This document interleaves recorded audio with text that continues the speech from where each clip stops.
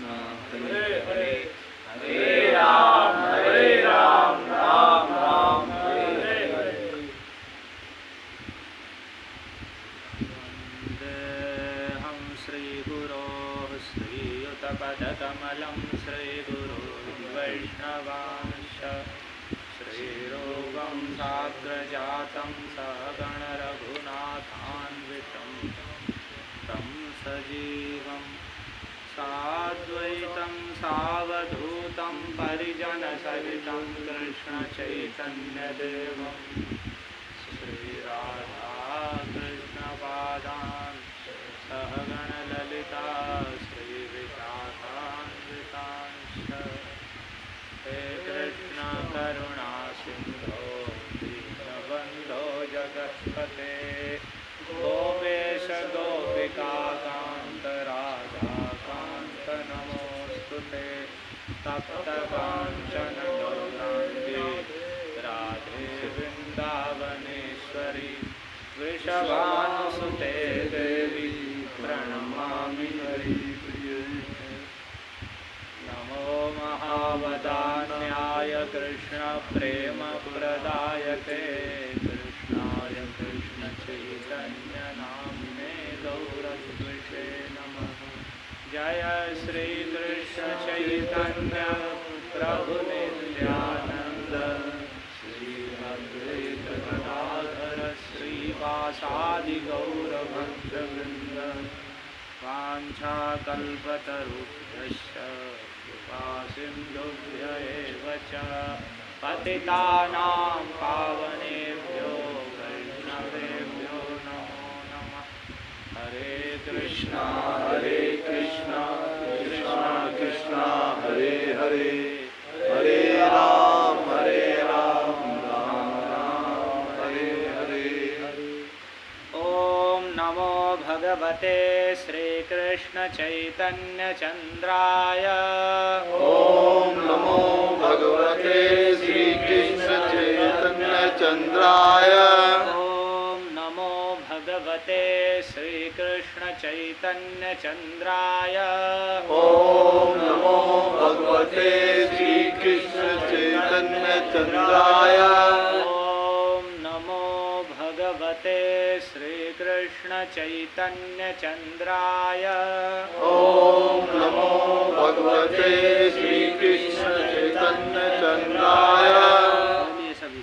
कथंचन कथंचन स्मृते स्मृते यस्मिन् तस्मिन् दुष्करं सुकरं भवेत् शुक्रं भवेत् विस्मृते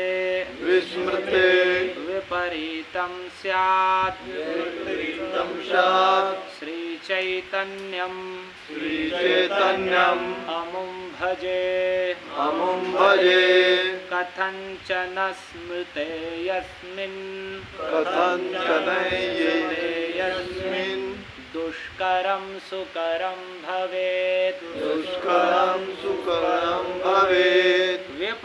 विस्मृते विपरीतं स्यात् श्रीचैतन्यममुं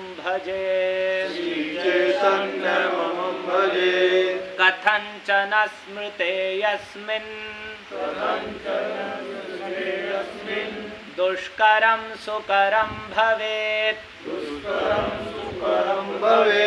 विस्मृते विपरीतं स्यात् श्रीचैतन्यममुं भजे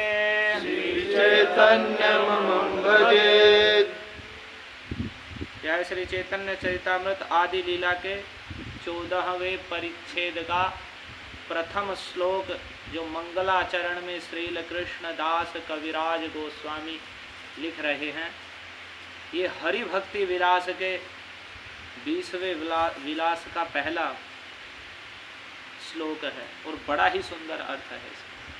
क्या अर्थ है कि मैं उन भगवान श्री कृष्ण चैतन्य महाप्रभु को भजता हूँ, उनको नमस्कार करता हूँ। किन चैतन्य महाप्रभु को? तो उनकी स्मरण की महिमा बता रहे हैं कि उनके स्मरण करने मात्र का कैसा प्रभाव होता है।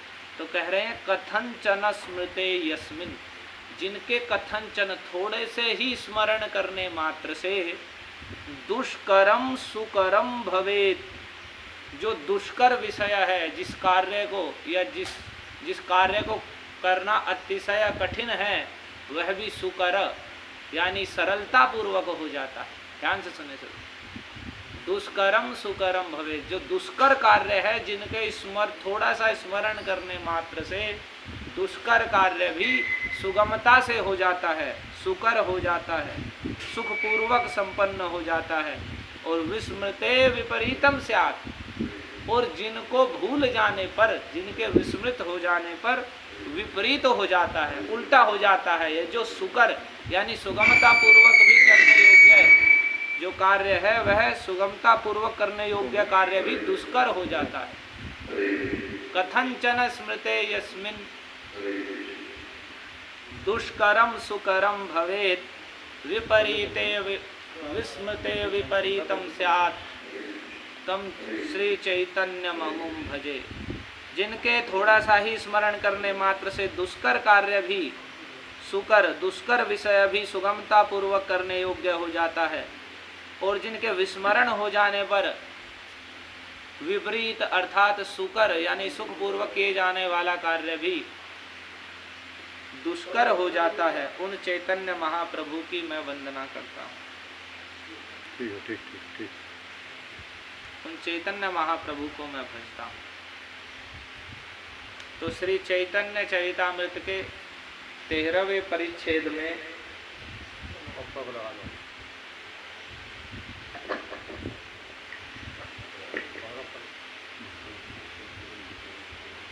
श्री चैतन्य चरितामृत के 13वें परिच्छेद में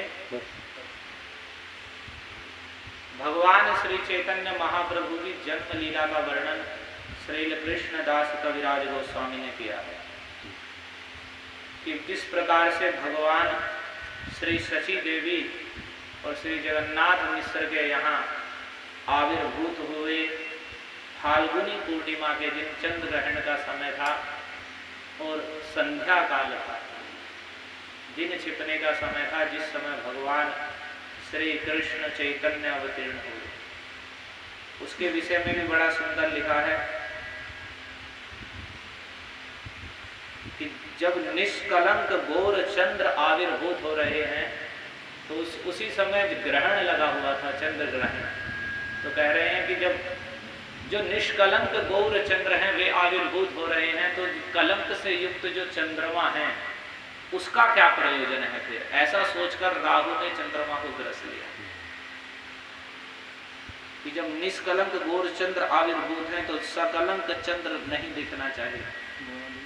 इस प्रकार से चंद्र ग्रहण के समय भगवान आविर्भूत हुए और उनकी फिर 14वें परिच्छेद में उनकी बाल्य लीला का कुछ वर्णन करते हुए कृष्णदास कविराज गोस्वामी ने यह मंगलाचरण किया और इससे पहले बड़ा ही सुंदर मंगलाचरण किया है।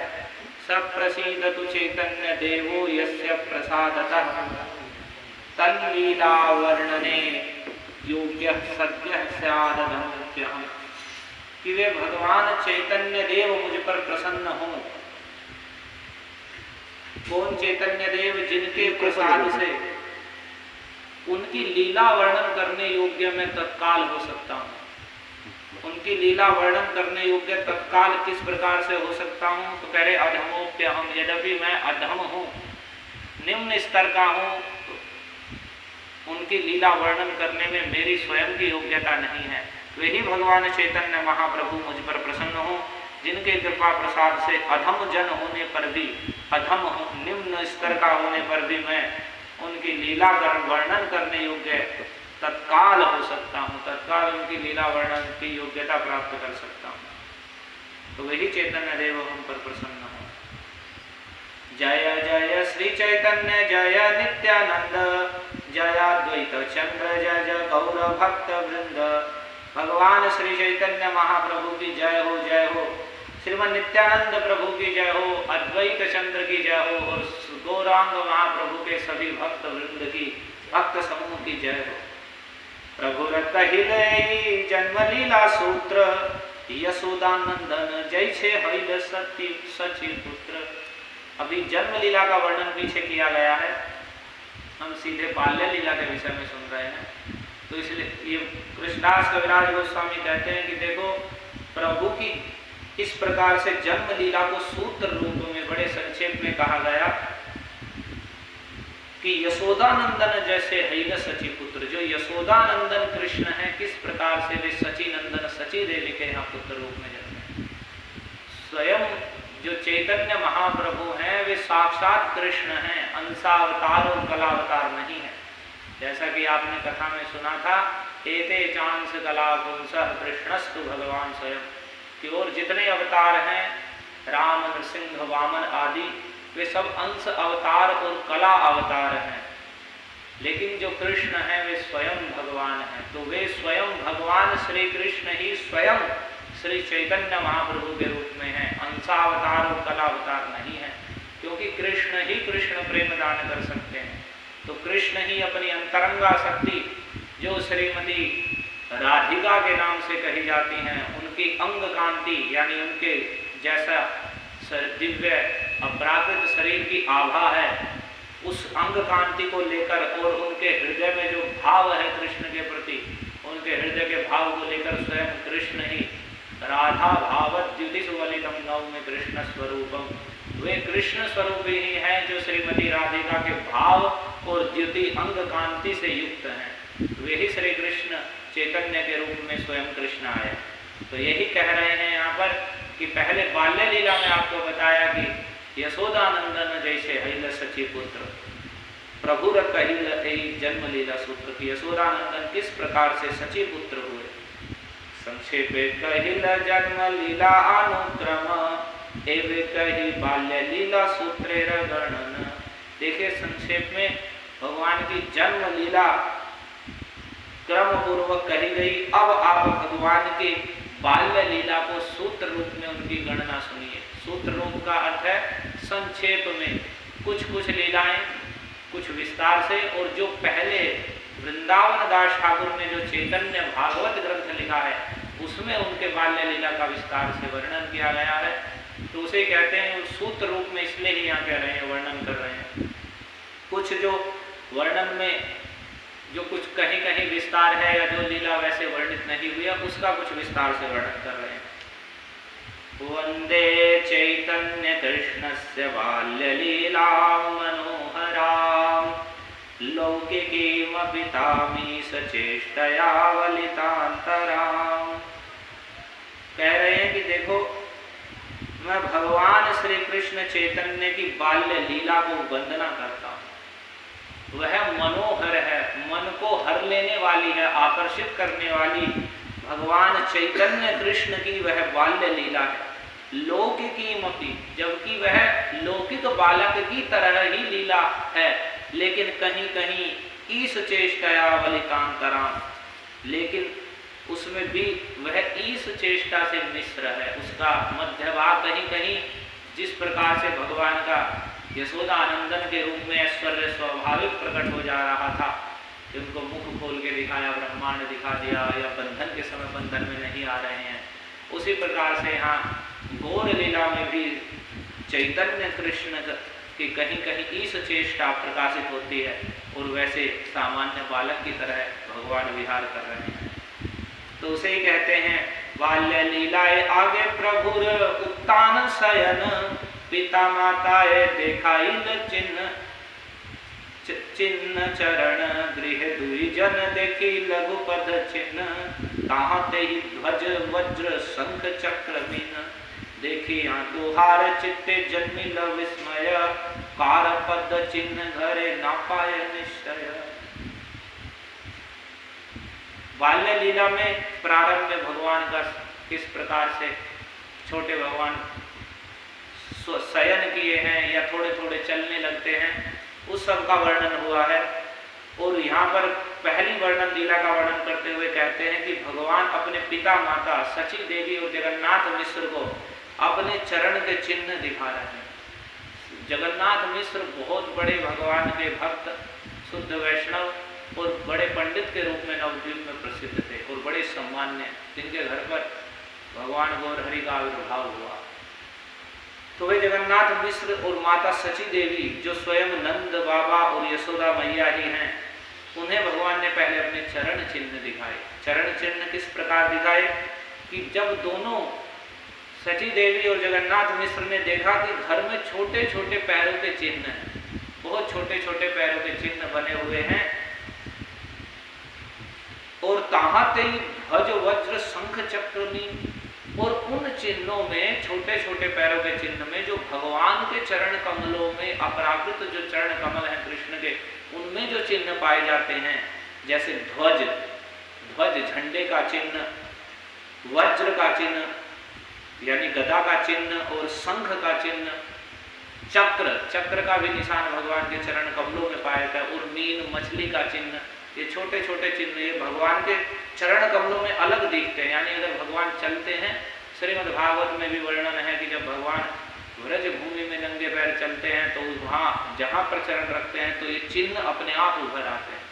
ये भगवान के चरण कमलों की पहचान है कि भगवान के चरण कमलों में ये सारे चिन्ह होते हैं, शंख का, चक्र का, वज्र का और ध्वज का, मीन मछली का, और कई सारे चिन्ह हैं, उनमें से कुछ का यहाँ वर्णन किया गया। तो यही सची देवी और जगन्नाथ मिश्र ने देखा कि छोटे छोटे चरणों के चिन्ह हैं और उन पर ये जो ध्वज, चक्र, शंख आदि के चिन्ह दिखाई दे रहे हैं। तो देखिए यहाँ दोहार चित्ते जन्मिला विस्मय, जब ये देखा तो दोनों के हृदय में विस्मय, आश्चर्यचकित हुए कि ये चिन्ह कैसे आ रहे हैं, क्योंकि दोनों ही भगवान के भक्त हैं और सची देवी भी बड़ी विदुषी हैं और जगन्नाथ मिश्र तो पंडित हैं ही, तो वे जानते हैं चरण चिन्ह तो भगवान के हैं, ऐसा चिन्ह तो भगवान के चरण कमलों में पाए जाते हैं, शास्त्रों में वर्णित है। तो ये यहाँ कैसे दिखाई दे रहे हैं? कार पद चिन्ह भरे ना पाए निश्चय, ये किसके चरण चिन्ह है इसे निश्चय नहीं कर पा रहे हैं। तब मिश्र कहने लगे, मिश्र कहे बाल गोपाल आछे शिला संगे, तिहो मूर्ति हैया खेले जानी घरे रंगे। जो हमारे घर में जो शालिग्राम शिला है, शालिग्राम शिला के रूप में स्वयं भगवान रहते हैं। जो शालिग्राम शिला है उसमें किसी भी प्रकार का आवाहन अथवा प्राण प्रतिष्ठा आदि कोई आवश्यकता नहीं होती, साक्षात विष्णु स्वरूप शालिग्राम शिला होती है और उसकी सेवा साक्षात भगवान की सेवा होती है। तो जगन्नाथ मिश्र के घर में शालिग्राम के रूप में भगवान सुसेवित हैं, तो उसे ही कहते हैं कि देखो शालिग्राम शिला के संग में बाल गोपाल रहते हैं, यानी बाल गोपाल रूप में वो उनकी सेवा करते हैं। तो हो सकता है वे ही मूर्त रूप धारण करके और यहाँ पर घर में आनंद से खेल रहे हों और उनके चरण चिन्ह हो, वे इस चीज को नहीं समझ पा रहे हैं। बाल गोपाल तुम्हारा ही गोपाल जो है यही बाल गोपाल है, वही कहीं जो बाल गोपाल शिला के संग में है वही कहीं रूप धारण करके घर में क्रीड़ा तो नहीं कर रहे हैं, खेल तो नहीं रहे हैं, कहीं उनके ही चिन्ह तो नहीं है। इस प्रकार से मिश्र कह रहे हैं। से क्षण जागे निमाई कराए क्रंदन, अंके लैया सचितारे पियाइल स्तन। उसी क्षण भगवान निमाई, जब भगवान चैतन्य महाप्रभु अवतार लिए तो उनका एक नाम हुआ निमाई। उसका कारण बताते हैं कि सची देवी और जगन्नाथ मिश्र के कई पुत्र या पहले जो संतान जन्म लिए थे वह मृत्यु को प्राप्त हो गए थे, तो उस कारण से जब ये निमाई पंडित जन्म लिए, हालांकि इनसे बड़े भाई विश्वरूप भी थे जो बलराम जी के ही अवतार हैं, तो जब इनका भगवान चैतन्य महाप्रभु का आविर्भाव हुआ तो इसी भय से, जैसे देखते हैं लोक में प्रचलित है कि कहीं कोई डाकिनी या भूत प्रेत इस पे वो प्रभाव ना डाल दे, तो स्नेह के वश वहाँ जितनी भी स्त्रियां थी आस पड़ोस की, तो उनका एक नीम के नीचे इनका वृक्ष आया तो उनका नाम निमाई था, निमाई। और आगे जब तक उन्होंने जो विद्या अध्ययन की लीला की, उस समय वे निमाई पंडित के नाम से ही प्रसिद्ध हुए, दूसरा नाम नहीं, निमाई पंडित नाम ही प्रसिद्ध हुआ भगवान का। तो यहाँ पर कह रहे हैं जब उसी क्षण जब वे ऐसे वार्तालाप कर रहे थे कि कहीं बाल गोपाल ही तो रूप धारण करके हमारे घर में क्रीड़ा नहीं कर रहे हैं, खेल नहीं रहे हैं, उसी कारण से क्या पता उनके ही चरण चिन्ह हो। तो उसी समय निमाई जोर जोर से क्षण जाग उठे, जो सोए हुए थे जग पड़े और क्रंदन करने लगे। रोने लगे तो उसी समय सची माता ने उन्हें गोद में लेकर स्तनपान कराया। और जब स्तनपान करा रही थी सची माता, स्तन पियाई ते पुत्रेर चरण देखिल, से चिन्ह पाए देखी मिश्र बोझाइल। स्तनपान कराते समय अचानक उनकी दृष्टि भगवान के चरणों पर पड़ी। तो चरणों में जो चिन्ह उन्होंने उसमें देखे हैं, घर में जो छोटे छोटे चरणों के चिन्ह है, उसमें शंख चक्र आदि के चिन्ह दिखाई दे रहे हैं, वही चिन्ह उनके चरणों में जब उन्होंने देखे तो उसे सची माता तो बड़ी आश्चर्यचकित हुई। और उन्होंने मिश्र जगन्नाथ मिश्र जी को बुलाया, उन्हीं चिन्हों को उनके पैरों में देखी। और मिश्रेर हईल आनंदित मति, गुप्ते बोला नीलांबर चक्रवर्ती। जब जगन्नाथ मिश्र ने देखा तो बड़े आनंदित हुए कि ये तो चरण चिन्ह तो भगवान के। तो उन्हें बड़ा आनंद हुआ कि हमारे पुत्र के चरणों में ऐसे सुंदर चिन्ह हैं जो भगवान के चरणों में पाए जाते हैं। तो वे बड़े आनंदित हुए और उन्होंने उनके जैसे बच्चा जन्म लेता है तो अभी तो ये प्रचलन कम हो गया है युग के प्रभाव के भी कारण, और वैसे पंडित या ज्योतिषी नहीं रहे हैं, लेकिन ये वास्तव में अच्छा विषय है कि बच्चा जन्म ले तो उसका किसी अगर अच्छे ज्योतिषी हों तो उसके जीवन के विषय में जानना चाहिए। उससे पता चलता है कि इसकी क्या प्रकृति होगी और किस प्रकार का यह होगा। तो उन्होंने उसी समय जो इनके नाना थे, भगवान चैतन्य महाप्रभु के नाना जिनका नाम था नीलांबर चक्रवर्ती, तो बहुत बड़े विद्वान ज्योतिष के विद्वान थे और बड़े प्रसिद्ध थे। तो उन्हें ही जगन्नाथ मिश्र ने बुलाया। गुप्त